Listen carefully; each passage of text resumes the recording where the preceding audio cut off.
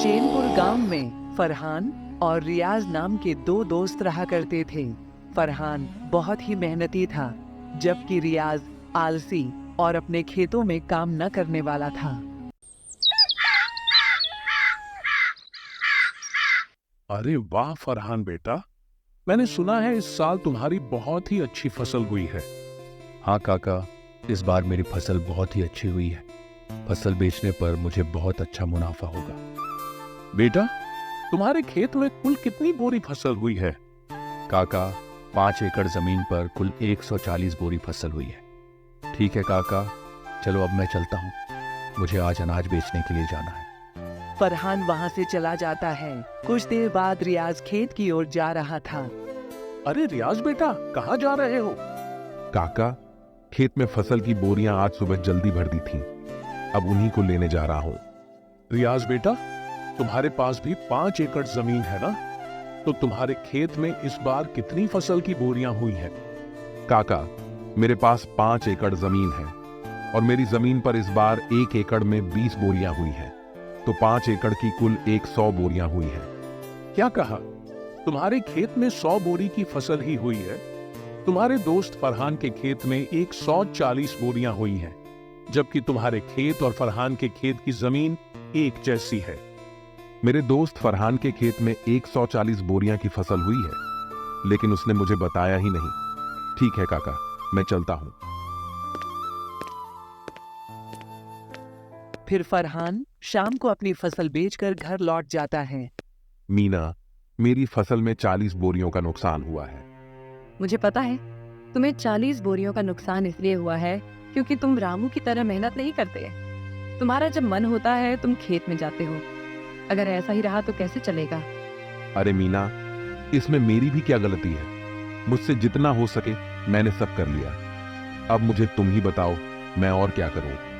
तुम अपनी जमीन बेच दो और फरहान की बगल वाली जमीन खरीद लो। अगर फरहान की जमीन 5 एकड़ है तो तुम भी 5 एकड़ जमीन खरीद लो। फरहान से कहो कि अब हम दोनों मिलकर पूरी 10 एकड़ जमीन पर काम करेंगे और जो भी मुनाफा होगा उसे बराबर बांट लेंगे। हाँ, तुम बिल्कुल सही कह रही हो। मैं कल ही फरहान के पास जाकर इस बारे में बात करूंगा। मुझे लगता है फरहान मेरी इस बात को टालेगा नहीं। दूसरे दिन सुबह रियाज फरहान के पास जाता है।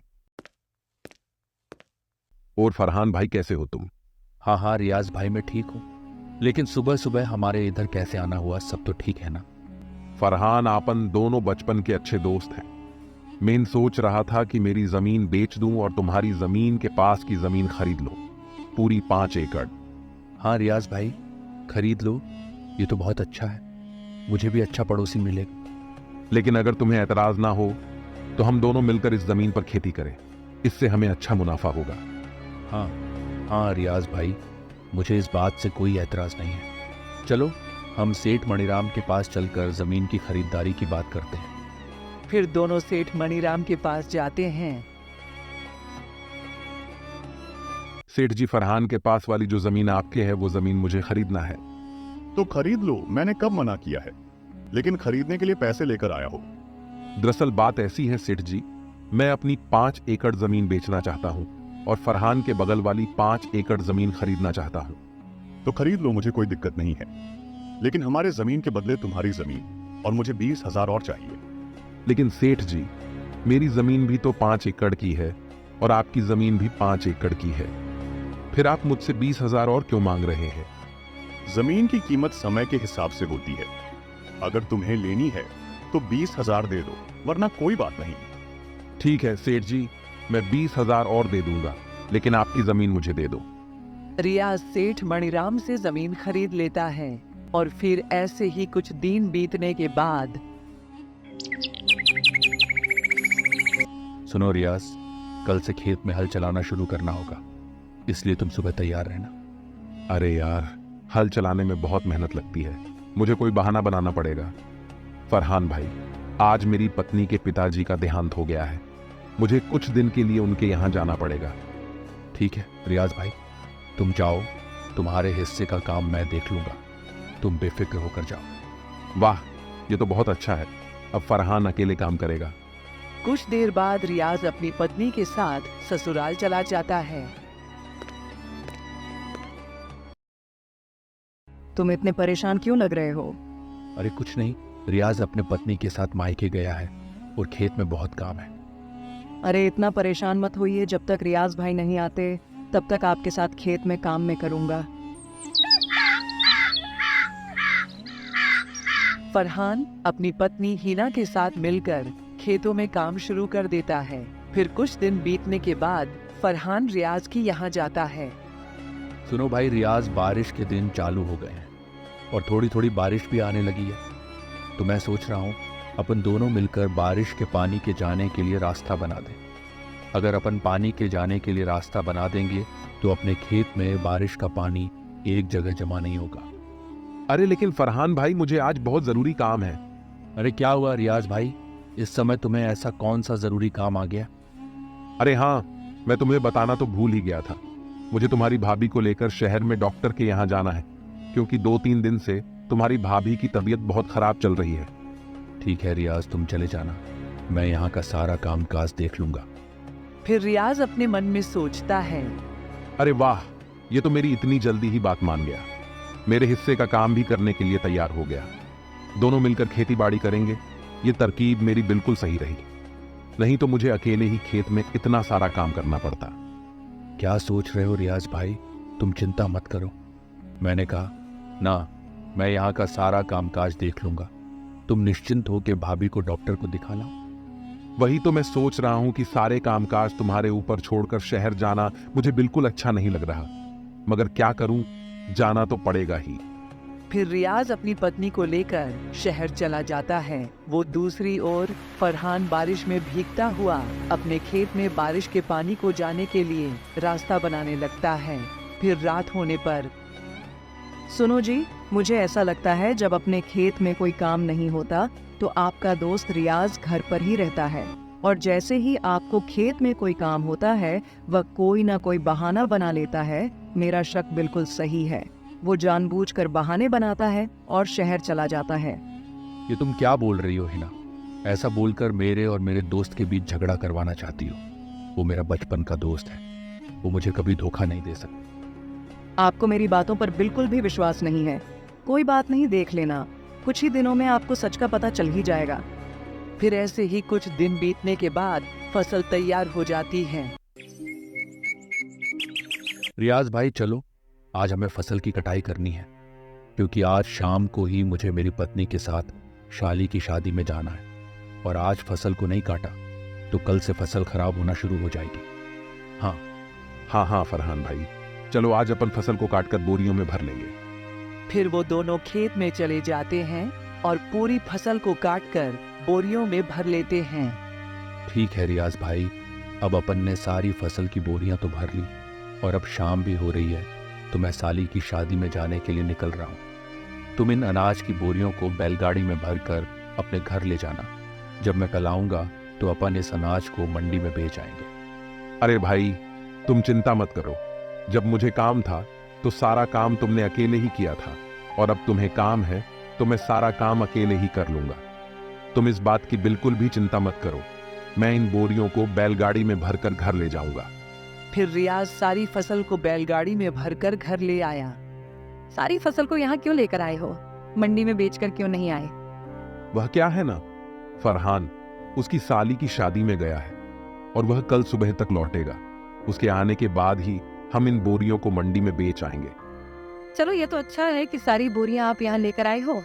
मेरे पास एक तरकीब है। बताओ क्या तरकीब है, और यहाँ फसल को लाना क्यों सही है? देखिए, आपका दोस्त कल सुबह तक नहीं आने वाला, और इतने में अपन इन सारी बोरियों को अपने घर के पीछे वाले कमरे में रख दे तो सारी फसल का पैसा केवल अपना होगा। हाँ, ये बात तो तुम बिल्कुल सही कह रही हो, लेकिन अपन फरहान को क्या बोलेंगे कि सारी फसल कहाँ गई? अरे इस बात की आप चिंता मत करो। कल सुबह जब आपका दोस्त फसल लेने के लिए आएगा तो बोल देना कि सारी बोरियां घर के बाहर ही रखी थी और पता नहीं यहाँ से कौन चुरा कर ले गया। बस इतना ही बोल देना। इसमें आपका दोस्त क्या ही कर पाएगा, वो कुछ नहीं बोलेगा। अरे वाह मीना, तुम कितनी अक्लमंद हो, तुम्हारा कितना दिमाग चलता है। मैं तो केवल खेत में काम करने से ही बच रहा था और तुमने तो सारी फसल को ही अपना बना लिया। वाह मीना, वाह। आप इस काम में बिल्कुल भी देरी मत कीजिए।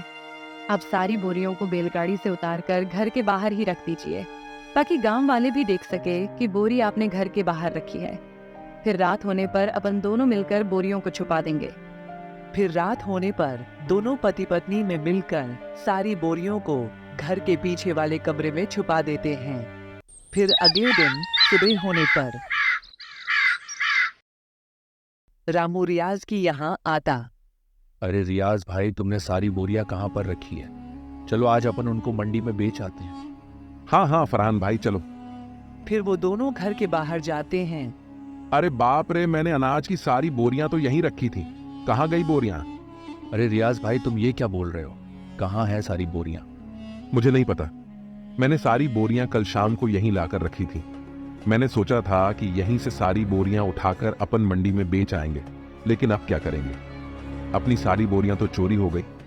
क्या अपनी सारी अनाज की बोरियां चोरी हो गई? हाँ, ये चोरों का ही काम है, नहीं तो यहाँ पर रखी हुई बोरियां भला कौन लेकर जाएगा? रियाज भाई, तुमने ये क्या किया?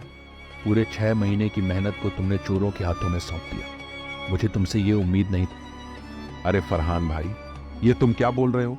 तुम तो ऐसे बोल रहे हो जैसे उस फसल में तुम्हारे अकेले का ही हिस्सा था और मैंने चोरों को जानबूझकर वो बोरियां जिसे हाथ में दे दी हो। उस फसल में मेरा भी तो हिस्सा था, नुकसान मेरा भी तो हुआ है। हाँ, ये बात भी बिल्कुल सही है।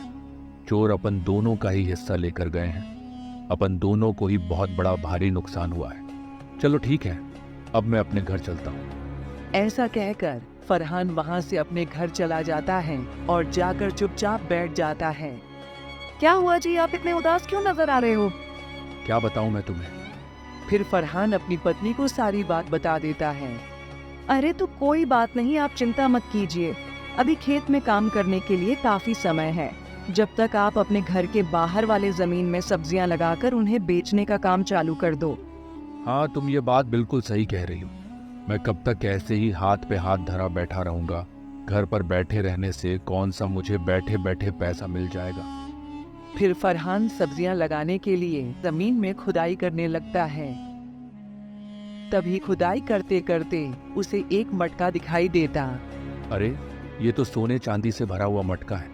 ये तो मेरा अच्छा भाग्य है। अगर मेरी फसल चोरी नहीं होती तो मैं कभी यहाँ सब्जियां नहीं लगाता, वो ना ही यहाँ जमीन पर खुदाई करता। अगर इसमें से एक सोने का सिक्का भी बेच दिया तो मेरी फसल के बराबर मुझे पैसे मिल जाएंगे। फिर फरहान अंदर जाकर सारी बात अपनी पत्नी को बता देता है। ये सब खुदा की ही देन है, क्योंकि आप बहुत मेहनती इंसान हो। मेहनत का फल हमेशा मिलता ही मिलता है। और उधर दूसरी ओर रियाज और उसकी पत्नी।